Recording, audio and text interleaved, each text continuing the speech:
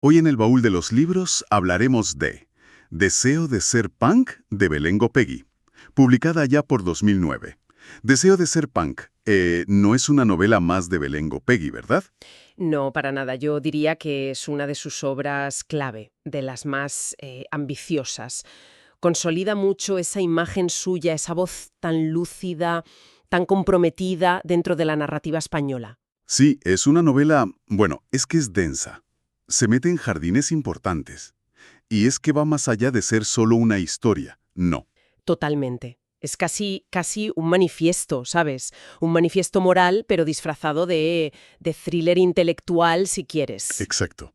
Porque en el fondo lo que hace es indagar en la política del deseo, en la autenticidad y en ese choque que todos vivimos un poco entre los ideales de la juventud y las renuncias de la vida adulta. Pues precisamente eso queremos hacer hoy aquí. Sumergirnos un poco en esta novela, intentar entender por qué resuena tanto todavía, por qué genera debate, y sobre todo qué preguntas nos lanza sobre nosotros mismos, nuestros ideales, la realidad que vivimos. Ujú. Todo esto, claro, mirando bien lo que dice la propia novela, analizándola. Bien, pues vamos a empezar a desgranar esto. Pongamos el foco en Elena, la protagonista. ¿Quién es Elena? Pues una mujer de unos 40 años. La edad clave, ¿no? Sí, esa edad. Es socióloga, es madre, tiene una vida, pues aparentemente estable. La típica vida de clase media profesional, ¿no? En Madrid, por ejemplo. Eso es. Casa, trabajo, familia. Todo parece en orden visto desde fuera. Pero, Pero, claro, por dentro arrastra una insatisfacción, un vacío, una sensación como de haber traicionado algo importante de su juventud, ¿sabes? Esos ideales más combativos. y fíjate lo que lo dispara todo, el detonante de esa crisis que vemos en la novela. Es algo muy curioso. Aparece un diario de juventud. Misterioso. El famoso diario con el título Deseo de ser punk. Ese mismo. Y lo más raro es que ella no recuerda haberlo escrito. ¿Y entonces? ¿Quién fue? ¿Un amigo? ¿Podría ser? O quizás su propio yo de joven, ¿no? Una versión olvidada, más radical. Qué potente eso. Sí, porque ese cuaderno es puro fervor ideológico, crítica a tope, sueños de revolución y sobre todo una pasión por la autenticidad que Elena siente que ha perdido totalmente en su presente. Y aquí es donde, para mí, la cosa se pone realmente interesante. A ver, Porque el enigma central, lo que mueve la historia, no es tanto descubrir quién escribió el diario, eso casi da igual. ajá, La pregunta clave, la que obsesiona a Elena es, ¿qué pasó con ese deseo? ¿A dónde se fue ese impulso de cambiar las cosas? Sí, de autoinvestigación, un viaje personal, filosófico, para entender cómo el tiempo, el sistema, las responsabilidades, cómo todo eso va desgastando ese fuego inicial. lo va neutralizando, ¿no? Eso es, lo neutraliza. Claro, y esa búsqueda, esa obsesión por entender, pues lógicamente crea tensiones a su alrededor. Hombre normal. Por un lado en la familia, su pareja, su entorno, no entienden esa fijación con el pasado, con el diario. La ven como ausente, ¿no? Removiendo cosas que ya estaban quietas. Sí, y ella se siente atrapada entre las obligaciones de la vida adulta, el trabajo, la hipoteca y el peso de todas las excusas que se ha ido dando para justificar su pasividad. Esas justificaciones que todos nos hacemos un poco, ¿verdad? Pues sí, Y si miramos un poco más allá, es muy interesante su trabajo. Ella es socióloga. que en teoría debería darle herramientas para la crítica social. Exacto. Pero ella siente que su trabajo es vacío, que no cambia nada, que sus análisis al final sirven para gestionar el sistema, no para cambiarlo. Como maquillar la realidad un poco. Ujú. Y ahí Gopegui aprovecha y lanza una crítica muy, muy aguda a cómo las estructuras profesionales, incluso las académicas, pueden acabar domesticando el pensamiento crítico. Convirtiéndolo en algo inofensivo. Justo, en una herramienta más de gestión, en un discurso técnico que suena crítico, pero que no molesta a nadie, funcional para el sistema. Entiendo.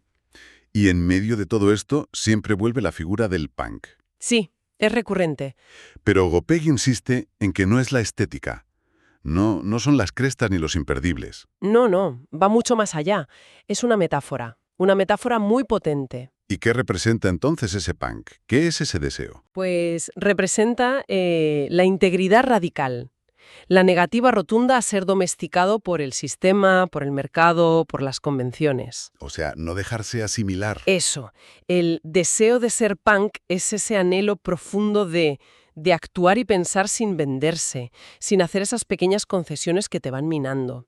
Es buscar una honestidad brutal, ¿sabes? Frente a la hipocresía, a las medias tintas. Y el diario funciona como un espejo. Un espejo implacable, sí, le obliga a mirar su falta de valentía actual, la suma de todas esas pequeñas renuncias que ha ido acumulando, renuncias casi invisibles a veces. Pequeñas traiciones cotidianas, digamos. Exacto.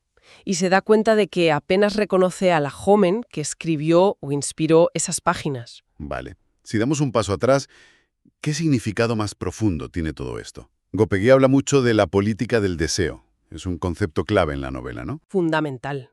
Es una de las ideas centrales y más originales, creo yo. Lo que Gopegui argumenta es que el deseo en sí mismo, pero no el deseo superficial, sino la voluntad real, consciente, de querer un cambio profundo, de aspirar a otra realidad. Ese deseo es el primer paso, el más crucial, de cualquier acción política que quiera transformar algo. Sin deseo no hay acción posible, entonces. O la acción se vuelve mecánica, vacía. Y desde ahí, la novela critica mucho a cierto tipo de intelectuales o profesionales, que según Gopegui han mercantilizado su deseo. Mercantilizado. ¿Cómo? Pues cambiando ese fervor juvenil, esa pulsión de cambio, por un cinismo cómodo, o por una resignación bien argumentada, o peor, convirtiendo su capacidad crítica en una mercancía más en el trabajo. Ya veo. ¿Esa idea de la mercantilización del deseo es fuerte?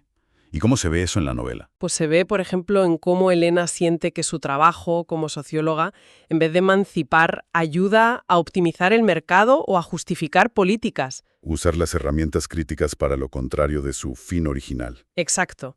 Y lo contrario a eso sería la inercia burguesa, ¿no? Esa tendencia a acomodarse, a la seguridad, a las rutinas. Las cosas son así, no se puede hacer nada. Justo. Es como una anestesia voluntaria. Y el deseo de ser punk es resistirse a esa anestesia, es querer seguir despierto, incómodo. Ser auténtico hasta el final, aunque duela. Aunque implique conflicto, sí. Y eso lleva a la pregunta de fondo. ¿Somos libres si hemos renunciado a desear la libertad con intensidad? ¿Si hemos limitado nuestras aspiraciones para encajar? Tela. Y hablando de cómo cuenta todo esto, el estilo de Gopegui es muy característico. Se dice que es denso, analítico. Sí, el estilo es clave. Es una prosa muy reflexiva, muy intelectual. No busca la acción rápida ni la emoción fácil. Frases largas, ¿no? Mucha reflexión. Eso es. Llevas de conceptos, de matices. La narración se para a menudo para que Elena, o la voz narradora, analice pensamientos, motivaciones, estructuras. A veces casi parece que te habla a ti, al lector, planteando dilemas éticos. Rompe la cuarta pared, pero de forma sutil. Sí, integra la reflexión en el pensamiento del personaje. El lenguaje no solo describe, analiza, disecciona la realidad con una precisión casi de cirujano. ¿Y esa precisión? ¿Por qué? Refleja la formación de Elena, claro, pero también una idea de Gopegui. Hay que nombrar las cosas con exactitud para poder cambiarlas, desenmascarar los eufemismos. Si no puedes nombrar la injusticia, no puedes combatirla. Exactamente. Y por todo esto se dice que la novela es casi un diagnóstico social de nuestro tiempo. De principios del XXI. Sí, ese es otro punto importante. Funciona como un análisis de la sociedad posideológica. ¿Qué quiere decir eso exactamente? Pues, una época, la nuestra, donde los grandes relatos ideológicos del siglo XX, comunismo, socialismo, han perdido fuerza o han sido, desvirtuados. Y en ese vacío, el capitalismo actual tiene una capacidad increíble para absorber y neutralizar la disidencia. ¿Cómo lo hace? A través del consumo, de la fragmentación, creando falsas necesidades, fomentando el individualismo. Y la crisis de Elena es un reflejo de eso. Es el reflejo de una crisis generacional, la de quienes vieron caer las utopías y se quedaron sin herramientas, sin un lenguaje nuevo para enfrentarse a un poder más difuso, menos claro. Ya no hay un enemigo tan visible. Eso es más complejo. Y ante este panorama que la novela dibuja un poco desalentador, hay alguna salida, alguna forma de resistencia, porque no da soluciones fáciles. No, claro, no da recetas. Sería contradictorio con la propia novela. Pero sí sugiere una vía. Quizás estrecha, pero una vía. ¿Cuál? No está en los grandes gestos, sino en la lucidez, en seguir analizando críticamente y, sobre todo, en persistir, en mantener vivo ese deseo de ser punk, esa tensión utópica, aunque parezca imposible. Una resistencia más íntima, ¿no? ¿En la conciencia? Exacto, en negarse a claudicar por dentro. Entendido. Entonces la novela no es un panfleto, no llama a la acción política directa. No, su fuerza está en otro sitio. Yo creo que su gran valor es cómo conecta lo pequeño, lo personal, el diario, la crisis de Elena, con lo grande, lo político, lo filosófico. Lo micro y lo macro. Justo. Y nos recuerda algo clave. La utopía no es un sitio al que llegar. Es una tensión constante con la realidad. Un horizonte que te hace moverte. ¿Y la acción política real? Pues según Gopegui, a veces no es el gran acto revolucionario, sino el acto cotidiano de mantener vivo el deseo de cambio y la conciencia crítica. Simplemente atreverse a nombrar la injusticia, a no acostumbrarse, desear activamente un mundo diferente. Ese deseo ya es acción. Ya, entiendo. La novela entonces reivindica el papel de la literatura como espacio para pensar, ¿no? Para debatir éticamente. Sí, y para mantener vivos los ideales cuando todo empuja al cinismo o a la indiferencia.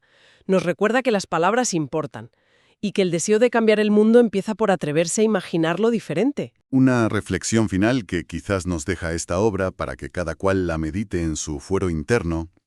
¿En qué medida nuestras propias vidas reflejan esa tensión constante, a veces subterránea, entre el idealismo que pudimos albergar en nuestra juventud y las comodidades, las inercias o las renuncias acumuladas en la madurez?